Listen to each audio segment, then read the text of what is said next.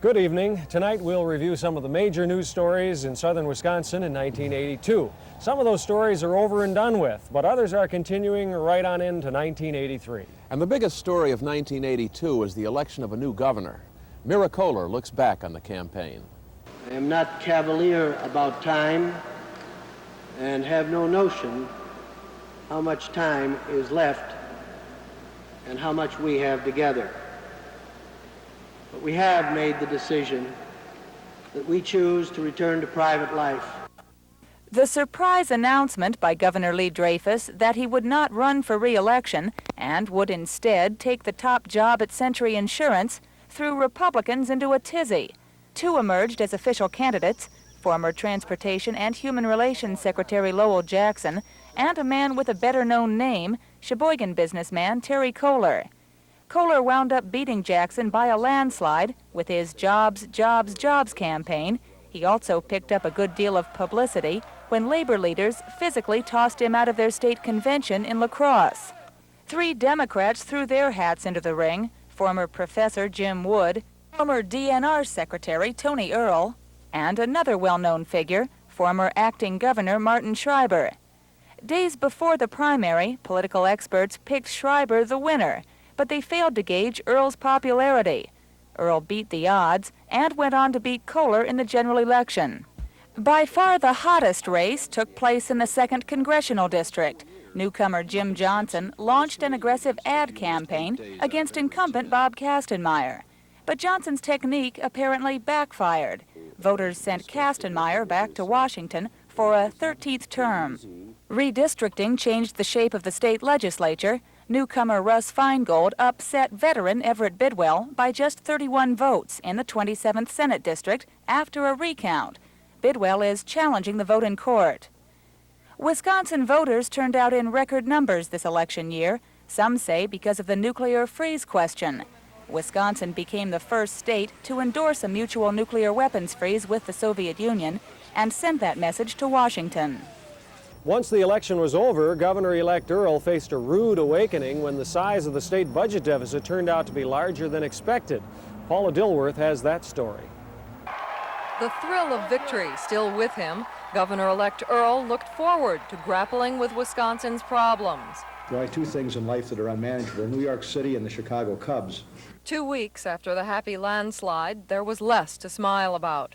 On November 18th, the outgoing Dreyfus administration announced a larger predicted deficit than anyone had imagined. The state was expected to be $265 million in the red by the end of the biennium in June 1983. Dreyfus proposed a special legislative session, but Tony Earl did not like the patchwork solutions. Earl wanted to wait out the fiscal year and deal with the 3-year outlook in January. The projection for 83-85 is a $2 billion shortfall. Earl's proposals will include extending the 1-cent sales tax increase and the 5-cent cigarette tax increase, but an idea for delaying $500 million in property tax relief will not be proposed. Any reasonable person who takes a look at the situation we're in knows that the sales tax and cigarette tax cannot be considered temporary in this current situation, and knows that we can embark upon that property tax relief program in July.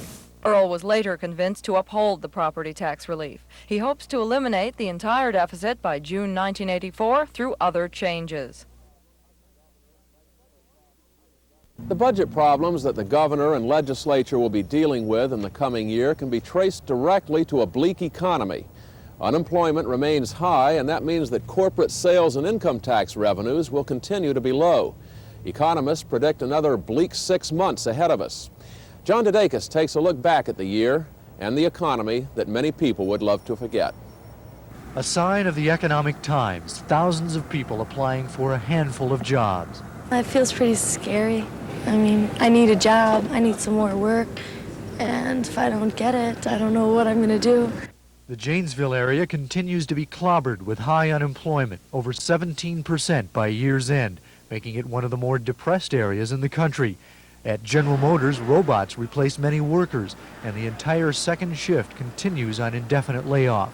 And even in Madison, where the jobless figures are a relatively low 7.5%, there was also pain. The shaky Rayovac Battery Works clung to life by drastically cutting its workforce, including engineers who had been with the firm for 31 years. If they can survive by me going, that's what it takes. The company is now under new out-of-state management, which makes Madison business leaders uneasy about the future. At the Capitol, a task force wrestled with ways to bolster the state's economy. At the top of the agenda, attract new business to the state. Also, gear up the school system to offer more high-technology training. Others suggest expanding exports. There were some signs of encouragement during the year, like the Perry Printing Company's huge new plant in Baraboo, made possible in part by the city's aggressive economic development program, and Lanair, a small but expanding industrial heating firm in Janesville.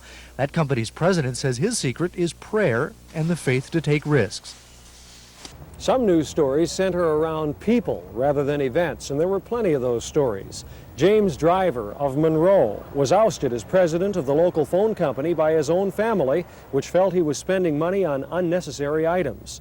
David Hibshin of Madison, a state employee, won a sex discrimination suit against his female boss. His $196,000 award was cut by the judge, but is being appealed. However, Hibshin, late in the year, died of cancer.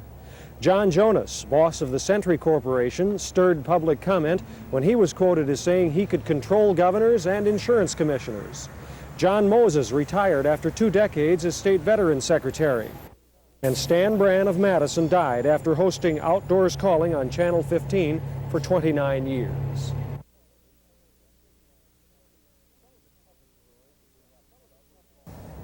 Some of the toughest stories that we have to cover involve crime because these stories involve a victim who has been hurt or even killed. The past year saw several widely publicized murder trials, as Jay Jones reports. It is a snowy evening in February, and Richland County Sheriff's deputies are gathered in the tiny hamlet of Germantown at Milfred's Grocery, where the storekeeper, 76-year-old Leona Milfred, has been robbed and brutally murdered. Good leads result in the arrest of 2 suspects, a man and a woman, the next day. 34-year-old Bonnie Smith and 20-year-old James Willison, both from Baraboo, are charged with the killing. It is August before they go to trial. Willison sports a conservative haircut and a new suit. Both he and Bonnie Smith are convicted of the murder, although it was clearly Smith whose hands killed Leona Milfred. This is a state DCI agent who took Smith's confession. I hit her. I grabbed her hair and banged her on the floor. She wouldn't shut up. She fought me. She stated, I cut her. She kept looking at me funny. On March 1st, while walking home from school, 10-year-old Paula McCormick of Madison disappeared. 2 days later, her body was found in Monona, and 27-year-old Roger Lang was charged with her kidnap, murder, and rape. In several court appearances, he was heavily guarded. There were numerous threats on his life. In September, he was found guilty, and Judge Michael Torfey handed down the maximum sentence, life plus 60 years. I guess my reaction is that there are some individuals in society that need to be warehoused, to be taken off the streets, taken out of society for the protection of society. I think Mr. Lang is one of those people. Lang is serving his sentence at Waupun, where guards keep him isolated from other prisoners for his own safety. In November, 30-year-old Ray Lee Stewart was found guilty of 2 murders in Beloit almost 2 years ago. Earlier in the year, he had been convicted of 3 more murders in nearby Rockford, Illinois. He now sits on death row, having twice been sentenced to die in the electric chair. I did not kill my wife. Elmer Weiss of Mount Horeb continues to maintain his innocence, as he has ever since his arrest for the near decapitation of his wife Dorothy in November of 1981. But during a trial in July, the jury did not believe him and decided he was guilty of first-degree murder. Weiss is appealing. The authorities were not so lucky in 2 other area homicides, those of UW co-ed Donna Meraz of Delavan and 34-year-old Barbara Nelson of Edgerton. Meraz was stabbed to death at Camp Randall as she walked home from work on July 1st. Nelson was kidnapped August 5th from the town of Albion convenience store where she worked. Her body was found 5 days later east of Elkhorn in Walworth County. In both cases, hundreds of tips were investigated without any immediate success. Arson continued to plague area firefighters during 1982. The year was only 8 days old when, on a bitterly cold Friday morning, an intentionally set fire gutted the Lysistrata restaurant and several other businesses in downtown Madison. The loss totaled $500,000. No arrests have been made. Another major story in 1982 also came out of a courtroom, and remarks made there by Grant County Circuit Judge William Reinecke. The case involved a 5-year-old girl, and the judge's handling of it drew international attention and a county recall election. Judge William Reinecke was all smiles by the time it was over. He managed to stop the grassroots effort to kick him off the bench. The final tally gave Reinecke 7,003 votes. Challenger James Dahlquist got 6,051, and the other challenger, Norman Qualheim, got 745.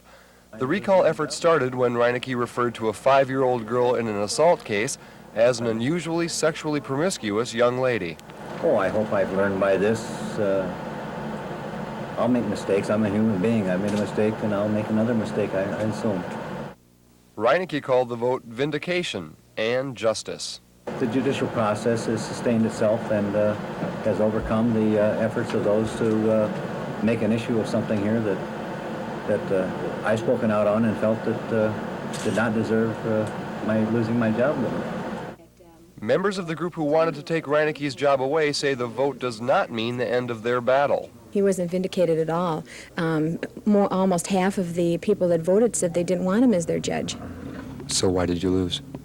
I think we ran out of time. I think we had a very short time. It was about a month that James Dahlquist came from a lawyer in Hazel Green and almost beat a incumbent judge who had been on the bench for 14 years in this county. The Reinecke story may not be over yet. Members of Citizens Concerned for Children say they plan to watch Reinecke carefully and campaign against him in the next election. A tough new drunk driving law went into effect in 1982, and officials are crediting that law in part with helping to cut down on the highway death toll in the state. Kathy Hansen reports. So far this year, the number of traffic fatalities has decreased. In 1981, 20% of the deaths were attributed to alcohol. This year, the number of deaths dropped to 13%. Another indication that the new law may be working is a decrease in the number of arrests. And while arrests are going down, the number of license suspensions has increased by 44%. Under the law, the amount of fines levied against drunk drivers has increased. There's also a 90-day mandatory suspension of driving privileges for first offenders. 2 other programs are also helping authorities crack down on drunk drivers. One is the new open container law. It prohibits the carrying of open intoxicants in the passenger compartment of a vehicle. Both the driver and passenger can be fined up to $120. The State Patrol also has a new winter emphasis program to monitor drinking and speeding hotspots identified from past accidents. Some of the hotspots include Highway 51 north of Madison and roadways along the Wisconsin-Illinois border. While the rest of the nation had more tornadoes than usual, Dane County escaped that season unscathed. However, adjacent counties weren't as lucky. In Columbia County, just south of Cambria, a tornado touched down at the Wiersma farm, uprooting trees and leveling a shed, but leaving its contents in place. Then in July, another twister lifted a trailer off its foundation and left it upside down with Susan Leslie and her 21-month-old son miraculously unharmed. August 1st will be remembered by many for the spectacle in the sky caused by thunderstorms north of Madison. Lightning flashed constantly for nearly 2 hours, producing an aerial light show that outdid the 4th of July. Rainfall last summer was below normal for Madison, but that wasn't the case in Belleville, Avoca, and Watertown, where flooding was serious. On July 10th, 5 to 7 inches of rain dropped on Watertown in only 3.5 hours, leaving up to 4 feet of water in some parts of town and causing nearly $300,000 in damage. With 1982 behind us, and as we begin another winter, what's on most people's minds is, will it be as cold as last year? 1982 is certainly a significant year in the sports world. The Brewers went to the World Series, the Packers went on strike, and the Badgers won a bowl game. Jack Ike reports. The Milwaukee Brewers captured most everybody's heart in 1982 and an American League championship. But it wasn't easy.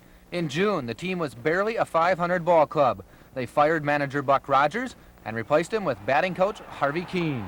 Harvey's Wallbangers were born. By the All-Star break, the Brewers were in first with the best record in baseball. But it still went down to the final game of the regular season for the Brewers to claim their first division title. After dropping 3 straight games to the Orioles, the Brewers pounded the Birds 10-2 in Baltimore, and it was on to the playoffs. Once again, they had to come back to win. The California Angels won the first 2 games, and then back in Milwaukee, the Brewers won the next 2. And in Game 5, the Brewers did it once again. They beat the Angels 4-3 and claimed the American League title. On to the World Series to play the Cardinals in St. Louis. The first game, a 10-0 blowout for the Brewers. The teams then split the next 4 games. The Brewers went back to St. Louis, leading the series 3-2, needing only 1 win for a world championship. They never got it.